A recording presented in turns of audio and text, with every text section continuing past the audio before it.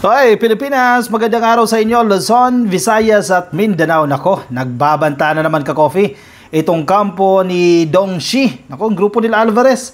Magkakaroon kasi sila ng prayer rally na naman dyan sa Davao del Norte. At aabot daw po sa mahigit 100,000 katao ang dadalo dyan sa prayer rally na yan. Para saan kaya na naman yung prayer rally na yan? Gumagawa na naman sila ng bagong kwento ngayon. Kasi hindi nag-work yung prayer rally nila kay Kibuloy at kung ano-ano. Ngayon naman po ay para sa nasuspending gobernador dyan sa Davao del Norte. Actually, mabait ito si Kuya Gov Na-meet natin ito Napakabait nito ka-coffee. Baka nagagamit na naman ito si Kuya Gov. Nagagamit ng mga kampon ni Dong Xi. Kasi, ayan gusto kasi nila mapabagsak si PBBM Ang problema dito, nako, mukhang ginagamit na naman nila si Governor Edwin Hubahib ng Davao del Norte. Actually, preventive suspension lang naman yan, ka-coffee. Hindi pa naman talaga siya totally naalis dyan sa pwesto. Kaya siya nasuspended dyan dahil magsasagawa ng investigasyon para hindi niya ma-impluensyahan yung investigation. Pero 60 days lang yan, ka-coffee. Preventive suspension lang yan. Not necessarily, totally, maaalis siya dyan sa pwesto. Pero, sinamantala na naman ito, ka-coffee, ng kampo ni Digong. 100,000 ka-coffee. Yan, nakikita ninyo dyan. Nasa art card to ng DZAR. Yan, ginamit na naman nila dito si Governor Hubahib. Yung napag-isipan po namin, na napagmitingan po namin nung una, nasa 100,000 po yun.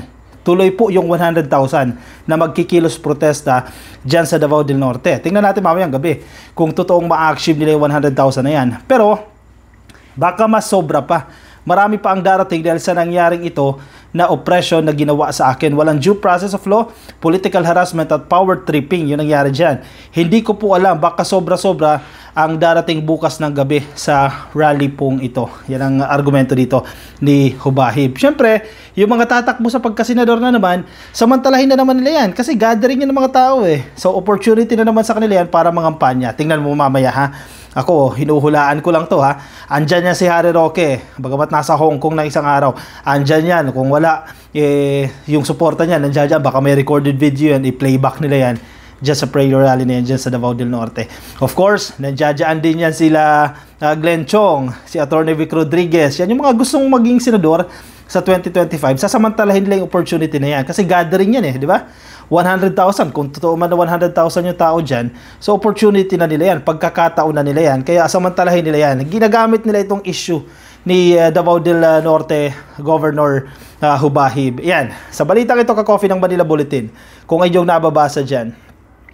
Alvarez bears why Davao del Norte Governor was suspended. Ito na naman. Gumagawa na naman talaga ng issue. Kahit valid naman yung reason kung bakit sinuspindi siya dahil nagkaroon ng abuse of authority allegedly itong si Kuya Gov. So kaya preventive suspension ang ipinataw sa kanya. Again, hindi pa siya talaga natatanggal bilang gobernador. Ginawa lang ito para hindi niya ma-impluwensyahan yung investigasyon na gagawin diyan. Pero iba ang narrative ng kampo ni Digong, ng kampo nila Alvarez. Oppression yan, di ba? Panggigipit yan, power tripping yan. Ganyan yung kanilang argumento.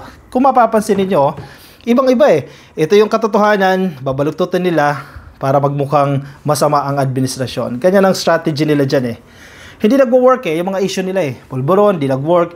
Kay Kibuloy, hindi nag-work. Ito, issue sa China, hindi rin nag-work kasi napapahamak sila Diba, nabubulgar sila ngayon. Ito, panibago na naman. Oppression na naman. Dyan sa Davao del Norte Representative, Davao del Norte Governor si Kuya Gov. Davao del Norte Representative Pantaleon Alvarez bared on Thursday, April 11 that Governor Edwin Hubahib's 60-day preventive suspension stemmed from the planned hakbang ng Maisog Candlelight Prayer Rally dyan po sa Provincial Sports Complex dyan sa Tagum City on April 14. Mamayang gabi na po yan. Yan ang main reason daw kung bakit sinuspindi ito si Kuya Gov. Ganun ba kababaw ang Malacanang? Hindi ba sa tingin ninyo babalikan ang Malacanang yan kung sinuspindi nila ang isang gobernador dahil magsasagawa ng rally? Diba? Nakakatawa yan. Kasi ibabalik sa kanila yan kung walang valid reason. Kasi i-file nila yan sa Korte Suprema. Kasi mag-request yan temporary restraining order yan. Kung walang merit yan, mananagot ang dyan. Ang Malacanang yan. Baka naging kasuhan na naman sila ng grave abuse na naman dyan. O kung ano ng authority dyan. O pag-abuso sa authority. Kung sinuspindi nila ng walang batayan itong si Kuya Gov. So nililihis lang nila ito. Nililink lang nila itong issue na to dyan sa pagsuspindi para mapabagsak na naman ang administrasyon. 'Di ba? Mapababa na naman ang tiwala ng taong bayan dito kay PBBM. Kasi hoping sila na magagamit nila yung ganyang strategy para ma-impeach si PBBM. Alvarez said that two individuals allegedly representing Special Assistant to the President Antonio Lagdameo Jr. visited the provincial capital and persuaded the governor to call off the rally, citing potential embarrassment for Lagdameo as SAP of the Davao del Norte. So, yung kwento nila, magkakasulat nila dyan, total, ayaw nyong tumigil ha, hindi nyo i-call off, hindi nyo i-cancel yung prayer rally nyo dyan sa Tagum City. Yan, suspindihin na lang kita. Kasi allegedly daw, may mga kinatawan daw si Lagdameo na nagpunta dyan. At gusto raw nila makipag-usap kay Governor Hubahib, pero hindi raw sinipot ni Governor Hubahib itong representatives na ito. So parang pinapalabas nila dahil matigas ang ulo mo, Kuya Gov, o sige, tanggalin ka namin dyan sa pwesto. Preventive suspension ang ipataw namin sa inyo. Ganyan yung argument nila. Ganun ba kababaw yun? Ganun ba kapatola itong administrasyon na ito, itong Malacanang? Mag-i-issue sila ng preventive suspension dahil hindi na pagbigyan yung gusto nila. As simple as that? Definitely hindi. Dahil babalik sa kanila yan. Magbabackfire sa kanila yan if ever na ginawa nila yan. Diba? I-file nila yan sa Supreme Court. Hindi papapahiya sila dyan kapag pumanib ito kay Kuya Gov. He added that the prayer rally would also embarrass Tagum City Mayor Ray Uy and Vice Governor Carlo Oyo Uy, who temporarily replaced Hubahib as governor following the suspension order from the Office of the President dated April 8, 2024. Matagal na ginawa yung mga prayer rally na yan di ba? Diyan sa Davao, saan pa? Sa ilang parte ng Mindanao, itong Davao del Norte, naka-schedule na yan. So, ang ginawa nitong mga mapagsamantala na ito, nakahanap na naman sila ng paraan para malihis itong issue. Para may mapag-usapan na naman sila. Para may dahilan na naman sila para mura-murahin na naman si PBBM. Asahan mo, Ka-Coffee, mamaya sa mga speeches niyan, bantayan natin yan sa mga speeches nila niyan, mamaya, dyan sa Davao del Norte, malulutong na mura na naman ang ibibigay nila dyan kay PBBM. Lalo na itong mga nag-a-aspire na maging senador, mumura-murahin na naman nila ang presidente. Ganyan kabastos itong mga taong ito. Kaya pagdating ng 2025, tandaan ninyo, Ka-Coffee, itong mga tao na ito na magbibigay ng speeches nila dyan sa Davao del Norte. Dahil dun dahil sa pagsuspende o dahil sa prayer rally, sinuspende itong gobernador, hindi ganyan yan.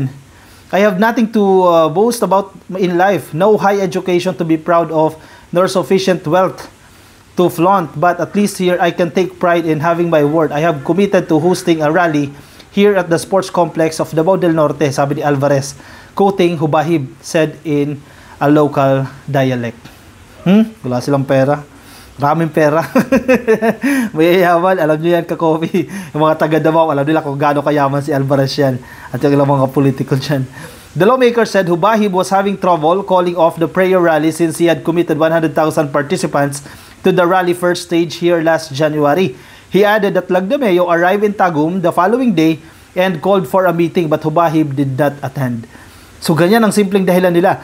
Parang nagtampo ang tanggapan ni Lagdameo. O sige, hindi mo kami tinagpo hindi mo kami binit. O sige, suspindihin ka namin. Ang babaw.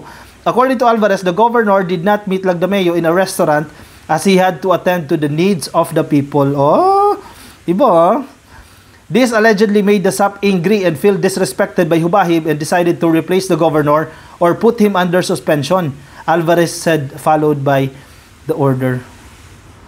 May kapangyarihan ba si SAP na palitan siya? Di ba hindi? Hindi naman sila nag-issue niyan. OP ang nag-issue niyan. DILG ang nag-serve niyan, yung suspension order na yan. At didinggin pa yan. Kaya nga preventive suspension para hindi ma-impluwensyahan yung investigasyon. Kaya pansamantala, alisin muna siya dyan sa pwesto. Dahil kung hanggat nakapwesto siya dyan, posible na ma-impluwensyahan niya yung magiging investigasyon dyan. Diba? Movement ng documents o kung ano man yan. Kaya preventive suspension yan. Hindi ibig sabihin tinanggal na agad siya. Preventive suspension habang ongoing itong investigation na yan. Babalik din yan once na mapatunayan na wala naman siyang kasalanan dyan. Ang problema dito sa mga mapagsamantala, itong kampo nila Dongshi, o sige, opportunity na ito, sakyan natin yung issue. Mag-prayer rally tayo dyan para ibagsak natin yung administrasyon. Magkalat kayo ng tao, magkalap kayo ng mga tao para dumami. Dagdagan pa natin itong 100,000, gawin natin 1 million. Sige, good luck sa inyo kung makalikom kayo ng 1 million na tao dyan sa Davao del Norte. He said the Department of the Interior and Local Government went to the capital to serve the order but were not allowed to come in, prompting them to post the order at the gate. After about 30 minutes when they left, Uy was sworn in as acting governor. Yun lang. Gulo talaga yan, di ba? Kasi hindi nire-respeto yung naging desisyon ng Office of the President. Pero technically, hindi pwedeng pumirma si Governor Hubahib sa mga dokumento, payroll, release ng mga kontrata, etc. Kasi technically, suspended siya, di ba? Temporarily suspended siya. According to the order signed by Executive Secretary Lucas Bersamin, Hubahib was suspended due to a complaint filed by a provincial board member, Orly Amit, on November 24, 2022, accusing the governor of abusing authority and oppression. Sabi ni Hubahib, kaya nagre-refuse siya mag-step down from his post because he said the suspension order violated his right to due process. He said the preventive suspension was unjust since he was not invited to face any trial or even before the office of the president. Sabi naman ng Malacanang, ito nga yun ito nga yung due process di ba? Magkaroon ng investigasyon. Kaya nga hindi pa totally tanggal talaga siya diyan, di ba? Magkaroon ng investigasyon. Pero para maging fair doon sa nagreklamo, preventive suspension since he is in power. So pansamantala muna siyang isususpende while ongoing yung investigation dito. Wala pang finality, di ba? Kaya nga due process yan Imbestigahan nila yan. Ang nangyari daw kasi dito Coffee, tinanggalan kasi ni Governor dahil hindi raw magkaalyado base sa mga nababasa-basa natin ng mga balita, hindi magkaalyado o hindi magkakampi itong si Governor Hubahib at yung board member nila, si Amit, na may service vehicle yan, tinanggalan daw ni Hubahib ng service vehicle yan. Siyempre, nagkaroon ng abuse of authority, nag-file ng reklamo itong board member dyan sa Office of the President. Siguro nakitaan nila ng probable cause yan, kaya magkakaroon ng investigasyon, pero para hindi ma-impluwensyahan yung investigasyon na yan, temporarily, isuspend muna siya. Pero again, wala pa pong finality yan. And pwede naman nila i-challenge sa Korte Suprema, pero may ganyang issue na dyan din sa Cotabato area, parang may ganyan din Dalawa yung gobernador ba na nakaupo dyan. I'm not familiar lang, nakalimutan ko na lang yung issue na yan, pero may ganyang kaso din Medyo magulo din dyan. Alvarez said he advised Hubahib to stay in his office as a duly elected governor. O biruin mo yan Coffee. Ito talaga yung nagkukos ng gulo. Ito yung nagkukos ng tension, yung kampo ni Dongshi, ni Alvarez. O biruin mo, kung matino ka ba naman, o payuhan mo si governor, o Kuya Gov. Kuya Gov tawag dyan Namit ko na yan si Kuya Gov, mabait yan si Kuya Gov Nagagamit lang talaga nila yan Kuya Gov, wag kang bumaba sa pwesto mo. Diba? Yan ang advice ni Alvarez dyan. Di magkakagulo talaga yan kasi hindi mo na nirespeto yung ruling ng Office of the President. Di ba? Na preventive suspension nga. Kasi, kumbaga, para mag-aklas ka. Ang sinasabi ni Alvarez dyan, mag-aklas ka. Ipadlock nyo yung Kapitolyo. Huwag kayong lumabas dyan. Kayo pa rin. Pero technically, hindi ka na pwedeng pumirma kasi may papeles nagsasabi ka, suspended ka. At authority yan ng Office of the President. Ang sinasabi nila, hindi pwedeng gawin ng presidente yan. Hindi, pwedeng gawin yan, Coffee. May ruling tayo na nagsasabi na pwedeng gawin yan. At hindi gagawin ng OP yan dahil eventually, alam nila na mapapahamak sila kung wala silang legal basis kung bakit preventive suspension ang ipinataw nila dito kay Hubahib. In short, pinapalala lang yung issue ng kampo ni Alvarez. Payuhan mo ba naman? Huwag kang lalabas dyan Huwag kang susuko dyan. Ayan titindi talaga yung usapin na yan. Siyempre, kakampihan pa ni Digong. Baka mamaya sa prayer rally, nandiyan din niya si Digong. Pilit nilang nililihis siyang issue. Hindi tayo malaya, oppressed tayo. Inaapi tayo ng Office of the President. Inaapi tayo ng Presidente. Ganyan yung kanilang argumento dyan. Good luck sa inyo kung paniniwalaan pa kayo ng taong bayan. Dahil malinaw na mali ang ginagawa ninyo dyan. Pero pilit nyong sinisira ang administrasyon na ito dahil excited kayong makaupo. Excited kayong makarating dyan sa Malacanang. Alright, kayo Coffee, anong say ninyo dyan? Sige, share ang inyong opinion, ang inyong reaction dyan sa ating comment section para mabasa rin po ng iba nating mga Coffee. Yung mga nakikinig sa atin dyan sa Facebook, happy viewing po sa inyo. Make sure na naka-follow na po kayo or naka-like na kayo sa ating page. Please like and follow lang po. At kung nasa YouTube naman kayo, please like lang po itong video na yan, attendance check natin yan, at subscribe na rin po kayo. Alright, ako'y magpapaalam na sa inyo Coffee. Maraming salamat po sa pagsama sa akin. Ingat po kayo. Bye-bye!